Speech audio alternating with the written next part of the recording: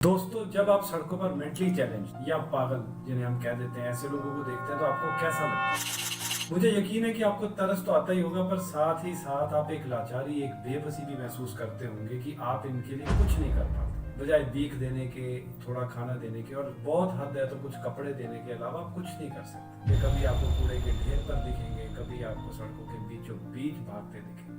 मैं ये सोचता था कि क्या हो चुका है हमारे समाज, क्या हमारे दिल पत्थर के हो चुके हैं, क्या हमारी इंसानियत खत्म हो चुकी है, और क्या हम मान चुके हैं कि इनकी मौत ऐसे ही लिखी है। कभी सोचा आपने कि इसका कारण क्या है, हमारा समाज ऐसा क्यों बन गया? मैं जिस शहर में रहता हूँ वहां पर मैं काफी सालों से एक लड़की को देखा करता था जो सड़कों पर भागती रहती थी, दुकानों पर पत्थर फेंकती रहती थी, गालियां निकालती रहती थी, उल्टी कर करके उसके कपड़े गंदे हुए रहते थे, और क्या क्या उसके साथ हुआ वो मैं आपको बता नहीं सकता। तो 2 साल पहले हमने उसे रिहेबिलिट करने का बीड़ा उठाया। 2 दिन के काम को 2 साल लग गए, और इन 2 सालों में मुझे ये समझ आई कि इन 73 सालों में हम ये भूल गए कि इन लोगों का भी संविधान पर कोई हक है या इन लोगों के भी कोई राइट्स हैं। ऐसा नहीं है कि यहाँ पर कोई पॉलिसीज नहीं है या डिपार्टमेंट्स नहीं है। प्रॉब्लम है इन डिपार्टमेंट्स में बैठे बाबू जिन्हें इन लोगों का दर्द नहीं दिखाई देता, जो पॉलिसीज को इम्प्लीमेंट नहीं करते या करना नहीं चाहते। और मुझे ये कहने में कोई हिचक नहीं है कि सबसे पहले इन लोगों की इलाज कराने चाहिए। और अगर एक आम इंसान किसी ऐसे इंसान का इलाज कराना भी चाहे ना, तो उस पर ऐसी ऐसी धाराएं लग जाएंगी,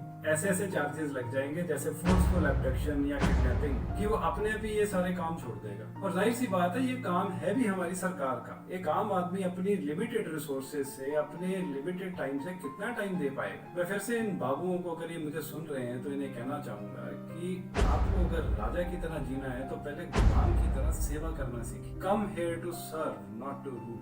और अंत में मैं यही कहना चाहूंगा कि इनको तो ऊपर वाला रख लेगा, इनकी तो ऊपर वाला सुन लेगा, जैसे तैसे ये अपनी काट लेंगे, पर जब आपको जरूरत पड़ेगी तो आपकी कोई नहीं सुनेगा। जय हिंद।